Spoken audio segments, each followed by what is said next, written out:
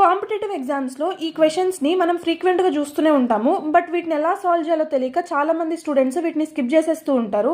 సింపుల్గా ఎలా చేయాలో చెప్తాను చూడండి.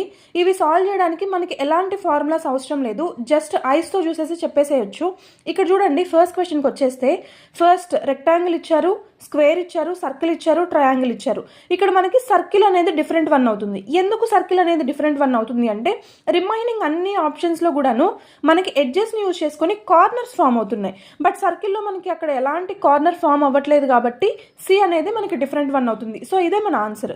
ఇక్కడ చూడండి, సెకండ్ క్వశ్చన్లో ఏబిసి, ఇవి ఆల్ఫాబెటికల్ లెటర్స్ ఆర్డర్లో ఉన్నాయా? ఏబిసి, జిహెచ్ఐ కూడా ఆర్డర్లోనే ఉన్నాయి, కేఎల్ఎం కూడా ఆర్డర్లో ఉన్నాయి. ఇక్కడ కానీ చూడండి, డబ్ల్యూఎక్స్ రావాలి, ఎక్స్ మిస్ అయింది, వైజెడ్ అంటే మనకి డి అనేది డిఫరెంట్గా ఉంది. ఇక్కడ చూడండి, third question Apple, rose, banana, mango. Apple, banana, mango అనేవి ఫ్రూట్స్, రోజ్ ఒకటి మనకి ఫ్లవర్ అవుతుంది కాబట్టి ఇదే డిఫరెంట్గా ఉంది కాబట్టి ఇదే మన ఆన్సర్. ఇక్కడ చూడండి, ఈ క్వశ్చన్కి ఎవరికన్నా ఆన్సర్ తెలిస్తే కామెంట్ చేయండి, నేనే ఎక్స్ప్లెయిన్ చేస్తాను. చూడండి, ఫైట్ ద ఆడ్ వన్ అన్నారు. ఇక్కడ చూడండి, 2, 3, 4, 5, 7, 11 ఏం లాజిక్ అనిపిస్తుంది?